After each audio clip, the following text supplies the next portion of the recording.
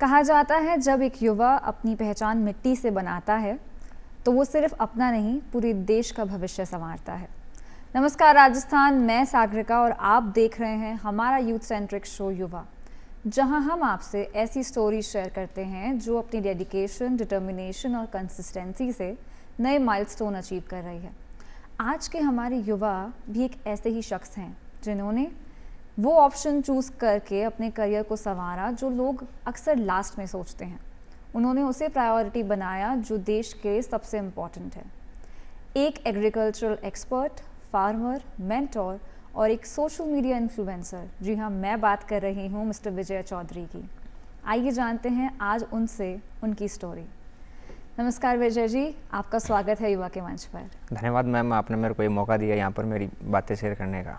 जी sir, मैं आपसे ये जानना चाहूँगी कि विजय चौधरी जी की शुरुआत कहाँ से और कब हुई और आप हैं कौन, हमारे युवा से शेयर कीजिए। मैम, मैं एक किसान परिवार से आता हूँ जी। और जयपुर का ही रहने वाला हूँ बेसिकली। जी। और जब मैं शुरुआत में 10th क्लास में था तभी से मैंने सोचा कि हर कोई एग्रीकल्चर में नहीं जा सकता और ना कोई जा रहा है। वो कोई डॉक्टर बनने की चाह रखता है, कोई इंजीनियर बनने की चाह रखता है, लेकिन शुरू से जब मैंने देखा कि पिताजी और का बैकग्राउंड, दादाजी और सब ने खेती बाड़ी करी है, तो कहीं ना कहीं इसमें भी जाके अपन एग्रीकल्चर में भी क्या कोई डिग्री होती है क्या। तो वहीं से मैंने शुरू किया और चूज़ किया कि मुझे एग्रीकल्चर में ही जाना है। और मेरा जो कल्चर था वो भी शुरू से ही एग्रीकल्चर रहा, तो मैंने यही रास्ता चूज़ किया शुरू से। आपने बात करी स्कूल टाइमिंग्स की, कॉलेज की, तो आपने तभी से सोच लिया था कि एग्रीकल्चर में ही जाना है, फार्मिंग को ही संवारना है और इसे अपना पैशन की तरह परस्यू करना है, या फिर आपने कभी और भी कोई राह चूज़ करनी चाहिए थी और ये सोचा था कि हाँ बड़े होकर ये बनूंगा क्योंकि ये प्रूव करना है? मैम, बेसिकली मैं जब 8th क्लास में था मैं हिंदी मीडियम से था, लेकिन पिताजी और की चाह थी कि बेटा इंग्लिश मीडियम में जाए और आगे जाके कुछ अच्छा करे, तो उन्होंने मेरा एडमिशन CBSE स्कूल में करवा दिया। 10th में 9th-10th मेरी CBSE से हुई। वहाँ पर जब मैंने देखा तो बच्चों के माइंड में यही सेट था कि मुझे इंजीनियर बनना है और मुझे डॉक्टर बनना है। और तब इतना नॉलेज भी नहीं था कि आपको जाके आगे कोई चूज़ करना पड़ता है, कोई सब्जेक्ट वगैरह इतनी नॉलेज नहीं थी, क्योंकि शुरुआत में बच्चे थे, पता नहीं था कि 10th के बाद में कोई सब्जेक्ट भी चूज़ किया जाता है। तो वहाँ से मैंने देखा कि हर किसी के मन में यही था, लेकिन मेरे शुरू से यही था कि अपन को जाना है तो एग्रीकल्चर में जाना है। तो मैंने रिसर्च किया कि एग्रीकल्चर में भी कोई डिग्री होती है क्या। तो वहीं से मेरे माइंड में आया कि अपन को जाना है तो एग्रीकल्चर सेक्टर में ही जाना है। जी सर, मैं आपसे ये भी जानना चाहूँगी, जहाँ आज के समय में इतनी आधुनिकता बढ़ गई है, लोग कॉरपोरेट की तरफ ज़्यादा जाना चाहते हैं या फिर सिक्योर जॉब्स की तरफ जाना चाहते हैं, फार्मिंग और एग्रीकल्चर कितना अनसर्टन है? और जब आप एक युवा की तरह सोचते हैं तो आपने यही फील्ड चूज़ क्यों किया और क्या चैलेंजेस आप फेस करते हैं डे टू डे लाइफ में? प्लीज़ हमारे युवा के साथ शेयर कीजिए। मैम, सबसे पहले चीज़ इसमें स्कोप को लेकर अपन बात करें तो आजकल सोसाइटी का माइंड सेट यही है कि एग्रीकल्चर में कोई स्कोप नहीं है और एग्रीकल्चर कोई वैल्यूएबल नहीं है। इनके लिए सिर्फ गवर्नमेंट जॉब की तैयारी करके या तो कहीं सेट आप हो जाओ या फिर इंजीनियर बन जाओ या फिर डॉक्टर बन जाओ। लोगों की और सोसाइटी की सोच यहीं तक प्रेफर करती है। एग्रीकल्चर को लेकर उनका माइंड सेट ये है कि इसमें कोई कमाई नहीं है। देखते हैं आजकल किसानों को लॉस हो जाता है, चाहे क्लाइमेट चेंज की वजह से हो या फिर कोई डिजीज़ के वगैरह, लेकिन उनको लगता है कि किसान एक गरीब रहता है और इसमें जाके कोई स्कोप नहीं है, तो इसमें जाना ठीक नहीं उनके लिए। जी, मैं आपसे ये जानना चाहूँगी कि आज के समय में फार्मिंग और एग्रीकल्चर के अंदर क्या क्या करियर ऑप्शंस है। जैसा आपने मेंशन किया कि लोगों को बहुत लिमिटेड नॉलेज है और पता नहीं होता है किसानों को कि क्या कर सकते हैं वो, तो आज के टाइम पर एज अ यूथ आप कौन से करियर ऑप्शंस हमारे साथ शेयर करना चाहेंगे और आप हमारे युवा को ये बोलना चाहेंगे कि वो डेडिकेटेडली उसकी तरफ परस्यू करके आगे बढ़ सकते हैं? मैम, इस दुनिया में मैं बात करूँ तो सबसे ज़्यादा स्कोप अगर किसी सेक्टर में है तो वो एग्रीकल्चर सेक्टर में है। जी। आप चाहे से अपने हेल्थ को लेकर देखेंगे तो वो एग्रीकल्चर से बिलोंग करेगा। अगर आप चाहते हैं कि आप हमेशा ठीक रहे, मतलब हेल्थ इशू को लेकर, या फिर आप चाहे कि आपने देखते हैं आजकल डेली जो जॉगिंग वगैरह, जिम वगैरह आप कुछ भी करते हैं, खान पीन की चीज़ों को लेकर देखेंगे तो वो भी एग्रीकल्चर बैकग्राउंड से ही कहीं ना कहीं आता है। तो एग्रीकल्चर सेक्टर में स्कोप की बात करें तो बहुत ज़्यादा स्कोप है, वो कर सकते हैं। एग्रीकल्चर में चाहे से आप फार्मिंग की बात करें, मॉडर्न फार्मिंग की, वो आप अपना सकते हैं। साथ ही प्रोसेसिंग की बात करें, फूड प्रोसेसिंग की, तो वो कर सकते हैं। मोटी कंपनियां, जो बड़ी कंपनियां, वो काफ़ी अच्छा मुनाफा इसमें कर रही है, लेकिन एक किसान जो है उसको बेसिक ये नॉलेज नहीं मिल पाता और कहीं ना कहीं युवा एग्रीकल्चर में नहीं जाएगा तब तक ये चीज़ें खुलकर सामने नहीं आएगी कि एग्रीकल्चर में कितना स्कोप और अपन आगे जाके क्या कर सकते हैं। जी, आपने फूड प्रोसेसिंग की बात करी, तो ऐसे बहुत सारे रूट्स हैं एग्रीकल्चर के जो हमें आमतौर पे पता नहीं होते, जैसे एग्री बिजनेस हो गया, एक्सपोर्ट्स हो गया, फूड प्रोसेसिंग हो गया। कैसे हम इन्हें परस्यू कर सकते हैं, how to go about it? पहला तो मैं ये क्वेश्चन पूछना चाहूँगी आपसे, और दूसरा मैं ये भी जानना चाहूँगी क्या सही अप्रोच होती है, क्या कोई कोर्सेज होते हैं, या फिर क्या ऑप्शंस हैं हमारे पास इन्हें परस्यू करने के लिए? मैम सबसे पहले चीज़ तो है लैक ऑफ नॉलेज, कि हमें नॉलेज होना चाहिए कि एग्रीकल्चर सेक्टर में जाके हम मोटा मुनाफा भी कमा सकते हैं या खुद का कोई अपना बिजनेस भी अपन सेटअप कर सकते हैं। ऐसे कई सारे किसान हैं जिन्होंने आज लाखों करोड़ों रुपए की कंपनी खड़ी कर ली खुद के बलबूते पे, खुद के खेत में काम करके। लेकिन वो मॉडर्न किसान उन्हें कह सकते हैं, हम शिक्षित किसान उनको कह सकते हैं, क्योंकि उनको नॉलेज है इस चीज़ का, इसकी बदौलत उन्होंने ये कर पाए। लेकिन हर किसी को ये नॉलेज नहीं मिल पाता कि कैसे एग्रीकल्चर में हम जाके सही गाइडेंस से अपन जाके खुद का कुछ कर सकते हैं या अच्छा अपन कुछ कर सकते हैं एग्रीकल्चर सेक्टर में। जी, एक ऐसा की एलिमेंट और एक टर्निंग पॉइंट जिसने आपको ये समझाया कि एग्रीकल्चर सिर्फ खेती तक सीमित नहीं है, वो एक बहुत वाइड स्प्रेड अपॉर्चुनिटी है एक यूथ के लिए और आगे आने वाले समय के लिए। मैम बेसिक जब मैं कॉलेज लाइफ में था तब मैंने स्टडी किया कि एग्रीकल्चर में अगर अपन किसी को बताए भी तो क्या स्कोप है, क्योंकि हर किसी का ये सवाल रहता है जब भी हम कहीं जाते हैं कि आपने एग्रीकल्चर चूज़ करी या तूने एग्रीकल्चर चूज़ करी तो उसमें क्या स्कोप है, आगे जाके क्या कर लेगा। तो बाद में पता चला कि छोटे जैसे इजराइल जैसे देश है, छोटे कंट्री, मतलब उनका जो एरिया है वो भारत से काफ़ी कम है, लेकिन उसके बाद भी वो काफ़ी अच्छा मुनाफा कमा रहे हैं एग्रीकल्चर में। जैसे अपन ड्रिप इरिगेशन की बात करें, ये सारी चीज़ें अपने टेक्नोलॉजीज बाहर से आई हुई है। तो भारत में भी अगर ये चीज़ें बड़े लेवल पर की जाए, किसानों तक इन चीज़ों को पहुँचाया जाए, उनको बताया जाए, तो वो भी अच्छा मुनाफा कर सकते हैं, कमा सकते हैं इस चीज़ के अंदर। आपने बात करी किसानों की, तो मैं आपसे साथ में ये भी जानना चाहूँगी हमारे परस्यूइंग स्टूडेंट्स के लिए कि ऐसी कौन सी अपॉर्चुनिटीज़, एग्ज़ाम्स या स्कीम्स हैं जिनसे वो अवेयर होकर इस फील्ड में आगे बढ़ सकते हैं? मैम जैसे ही 10th के बाद में बच्चा सब्जेक्ट चूज़ करता है तो वहाँ पर एक सब्जेक्ट आता है एग्रीकल्चर का भी, जो 11th में स्टूडेंट्स को चूज़ करना चाहिए। उसके बाद 12th उनकी एग्रीकल्चर से होगी। उसके बाद में राजस्थान लेवल का एक JET का एग्ज़ाम लगता है, जॉइंट एंट्रेंस टेस्ट, और ये एग्ज़ाम देने के बाद में उनको यूनिवर्सिटीज़ में एडमिशन मिलता है। राजस्थान में टोटल 5 यूनिवर्सिटीज़ है, जैसे उदयपुर के अंदर है, जोबनेर में है, कोटा में है, बीकानेर में है, ये सारी यूनिवर्सिटीज़ है।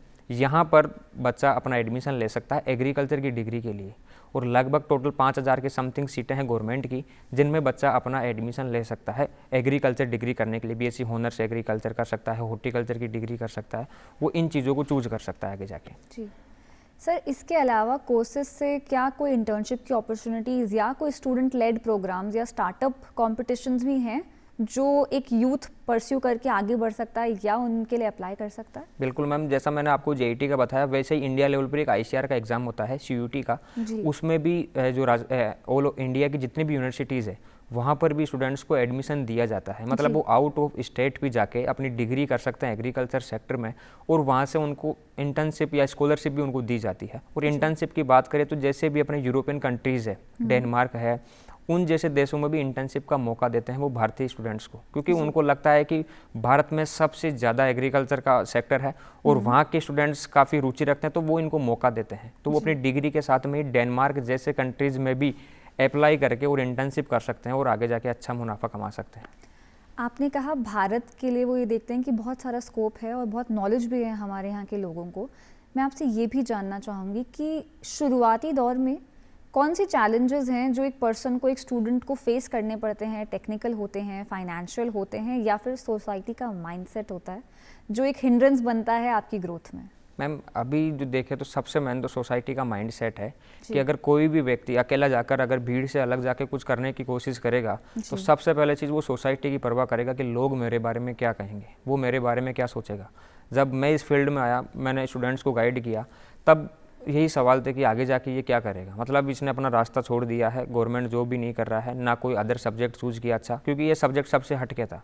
इसमें किसी ने ये नहीं कहा कि हाँ ये ले ले या इसमें कोई स्कोप, किसी को पता ही नहीं था कि एग्रीकल्चर भी सब्जेक्ट है, इसमें जाके भी अच्छा कुछ कर सकते हैं। लेकिन बाद में जैसे जैसे इसमें मैंने अपनी डिग्री करी, UG करी, PG करी, उसके बाद में स्टूडेंट्स को गाइड करने का काम किया, तो लोगों के सामने निकल के आए कि वास्तव में एग्रीकल्चर में भी कुछ है। और जैसे इनोवेटिव फार्मर्स है, उन्होंने अच्छा काम किया, अच्छा मुनाफा कमाया, उनको देखते हैं तो लगता है कि वास्तव में एग्रीकल्चर ठीक है, इसको लेना चाहिए, उसमें कुछ करना चाहिए। जी, आपने इनोवेशन की बात करी, तो मैं आपके पर्सपेक्टिव से हमारे युवा तक ये मैसेज पहुंचाना चाहती हूँ कि एग्जैक्टली इनोवेशन क्या है फार्मिंग में और एग्रीकल्चर में, पहला ये। दूसरा ये, आपसे मैं ये भी जानना चाहती हूँ कि कहीं ना कहीं बहुत सारे एंटरप्रेन्योरियल आज के समय में जो स्कीम्स हैं, जो टेक है और जो अपॉर्चुनिटीज़ है वो ग्रो कर रही है।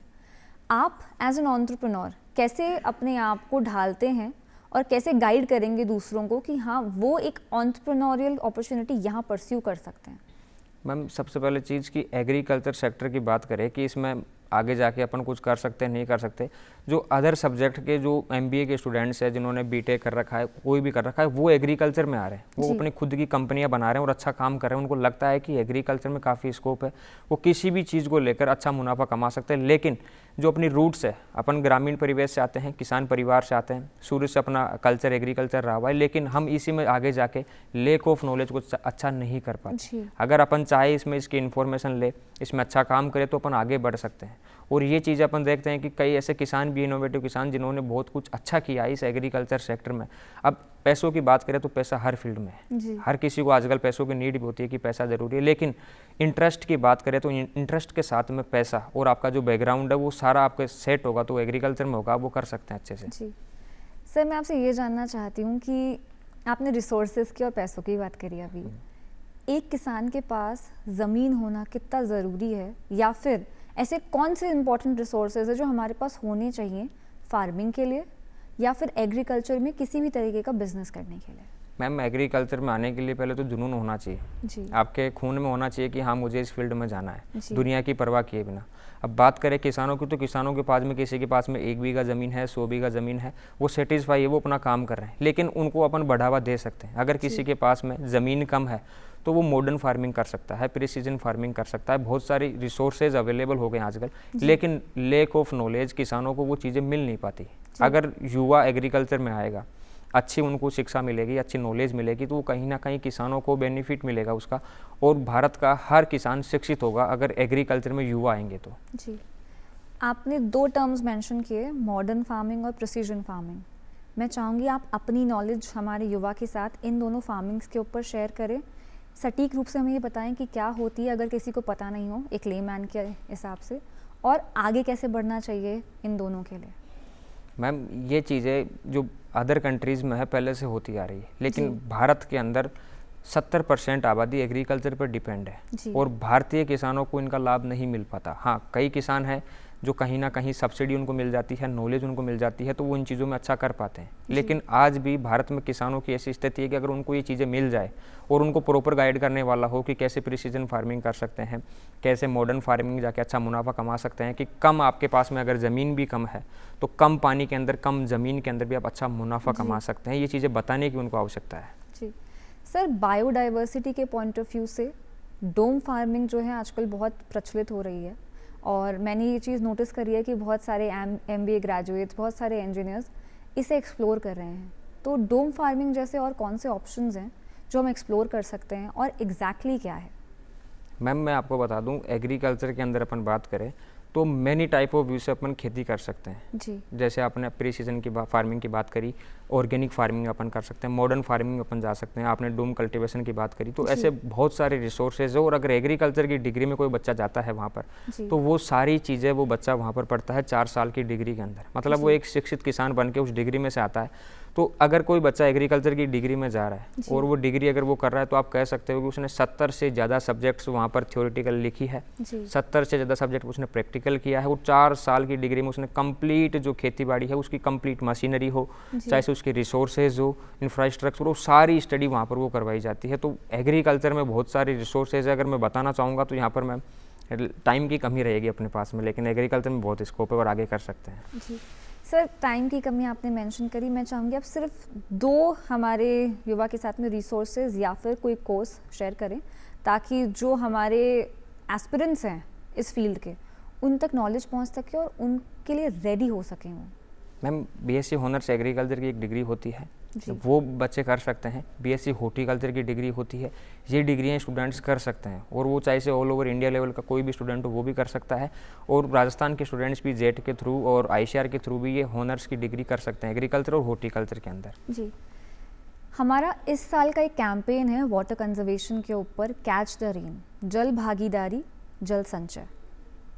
तो जब हम जन की बात करते हैं, क्योंकि जल हमारे जीवन में सबसे इम्पॉर्टेंट एलिमेंट है, मैं आपसे ये जानना चाहूँगी catch the rain campaign exactly है क्या, किस बारे में है और कितना इम्पॉर्टेंट है हमारे फार्मर्स के लिए? मैम कैच द रेन जो आपने बताया स्कीम, जी। ये जो बारिश का जल होता है उसको उसी स्थान पर कैच करने की एक स्कीम है कि मान लो कि अपने घर पे अगर बारिश हो रही है, अपन अपने गांव में है, तो वहाँ पर उस वाटर को कैसे अपन बचा सकते हैं। जी। और ये फार्मर्स के लिए बहुत उपयोगी, जैसे फार्मर्स ने आजकल खेतों में पौंड बनाने स्टार्ट किए, उन तक ये नॉलेज गई कि आप अपने फार्म पौंड बना के और बारिश के जल को एकत्रित करके आप खेती कर सकते हैं। रूफ टॉप वाला जो जल है आप उसको सेव कर सकते हैं। तो कैच द रेन का भी मेन मीनिंग यही है कि आप जो बारिश का जल है, जो वर्षा जल है, जो वाटर है, उसको आप सेव कर सके, बचा सके फ्यूचर के लिए। जी।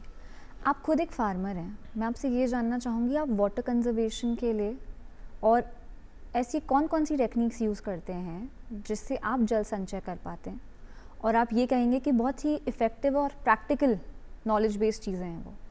मैम अगर वाटर के संचय की अपन बात करें कि वाटर को कैसे बचा सकते हैं और कौन कौन सी टेक्निक्स है, तो बहुत सारी टेक्निक्स है। जैसे खदीन है, बावड़ी है, वे किसान करते आ रहे हैं, खेतों में फार्म पॉन्ड बना रहे हैं, रूफ टॉप जल को अपन एकत्रित कर रहे हैं। और जो सिटी में जो लोग रहते हैं वो भी रूफ टॉप जल के जो वाटर आता है, पानी आता है बारिश का, उसको भी वो सेव करके पीने के काम में ले सकते हैं। और बेसिकली बात करें तो अंडरग्राउंड जो वाटर लेवल अपना वो गिरता जा रहा है, नीचे जा रहा है, जिससे किसानों को काफ़ी नुकसान हो रहा है।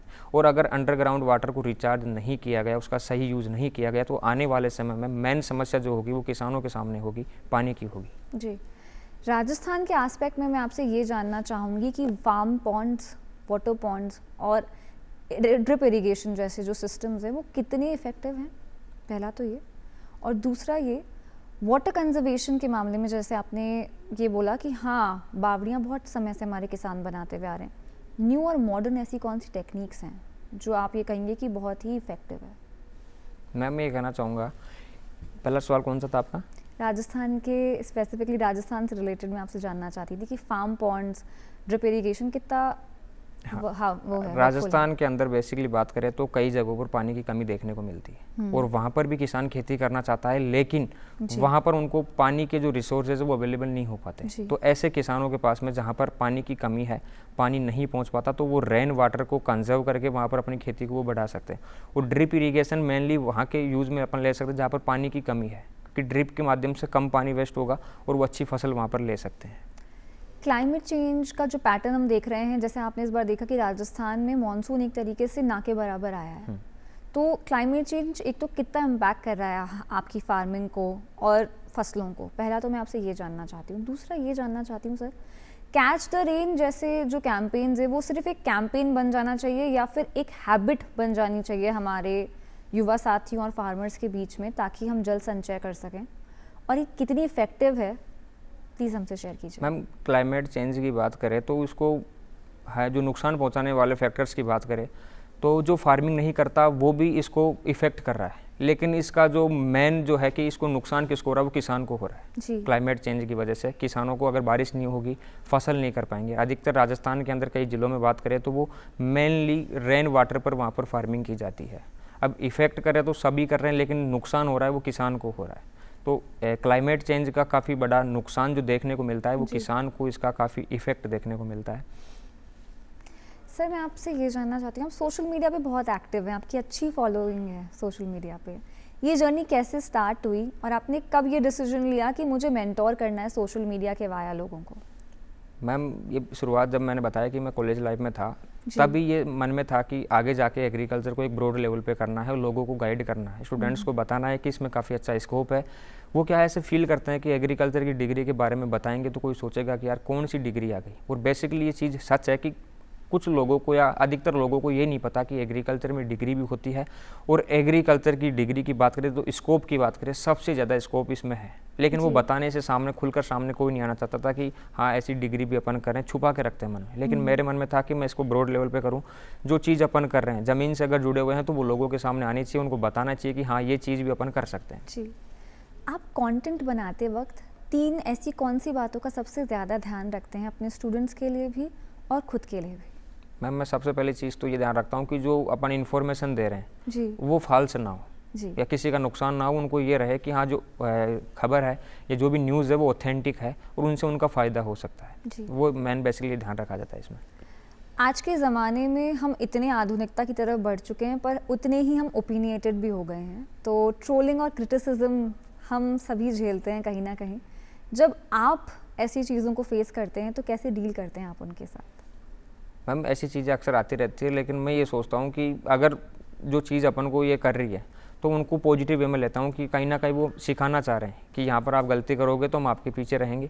तो उन चीज़ों को देख कर ये सीखने को मिलता है कि अपने आप में मोटिवेटेड रहिए, और कोई अगर आपको नीचे खींचने की कोशिश कर रहा है तो आपको ये देखना है कि आपकी गलती कहाँ पर है, आपको सही रास्ते पर चलना है और उसी वे में चलना है। जी, मैं आपसे सर ये भी जानना चाहूँगी, आपने जब ये बात करी कि मोटिवेटेड रहने के लिए हमें अपने आप को एक प्लेन और सिंपल वे में कैरी आउट करना चाहिए, हमारे एग्रीकल्चर से जुड़े हुए साथी अपने आप को कैसे मोटिवेट करें, अपनी मेंटल हेल्थ को कैसे इंटैक्ट रखें, और आप कौन से टूल्स यूज़ करते हैं अपने मेंटल हेल्थ के लिए?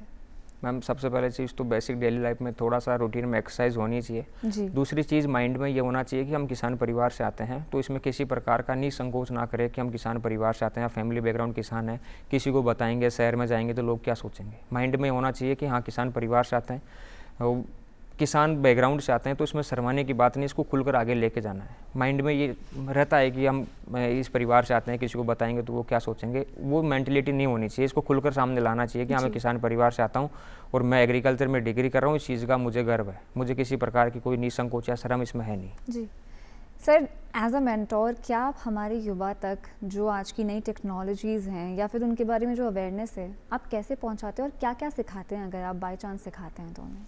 मैम आजकल मेन जरिया बात करें लोगों तक पहुंचने का सोशल मीडिया है। तो सोशल मीडिया के माध्यम से मैं लोगों को, स्टूडेंट्स को बेसिकली जो 10th में है, 11th में है, 12th में, उनको इन्फॉर्मेशन देता हूं कि कैसे आप एग्रीकल्चर में अपने करियर बना सकते हैं। साथ ही जो स्टूडेंट डिग्रियां कर रहे हैं तो उनको कैसे इंटर्नशिप मिल सकती है, डेनमार्क जैसे देशों के अंदर वो जा सकते हैं, कैसे वो अपने परिवार के लिए कुछ बड़ा भी कर सकते हैं बाहर के देशों में जाके। और वो हो सकता है कि वो अगर बाहर के देशों में जाएंगे, फॉरेन कंट्रीज़ की इन्फॉर्मेशन इंडिया में लेके आएंगे तो वो यहाँ के किसानों को और मजबूत कर सकते हैं। तो ये सारी इन्फॉर्मेशन मैं जो भी मेरे को मिल पाती है वो मैं स्टूडेंट्स तक पहुँचाने की कोशिश करता हूँ हमेशा। मैं आपसे ये भी जानना चाहूँगी कि एआई की भागीदारी आज के समय में फार्मिंग के लिए और एग्रीकल्चर के लिए कितनी इम्पोर्टेंट है, और किस तरीके से हमें एक रोड मैप डिसाइड करने में हेल्प करता है एआई? मैम एआई की भागीदारी है, लेकिन जो किसान खेत में काम कर सकता है वो काम एआई कभी ज़िंदगी में नहीं कर पाएगा। हाँ, एआई के थ्रू जैसे अपन ड्रोन टेक्निक है, कोई भी पेस्टिसाइड इंसेक्टिसाइड है, उनमें अपन यूज़ कर सकते हैं, उनसे इन्फॉर्मेशन ले सकते हैं। बेसिकली ऑर्गेनिक फार्मिंग कैसे करनी चाहिए एआई से पूछेंगे, वो बता देगा कि इसके क्या क्या यूजेज है और क्या क्या नुकसान है, वो तो एआई गाइड कर सकता है। लेकिन जो खेत में किसान जो काम कर सकता है वो एआई तो कभी नहीं कर पाएगा।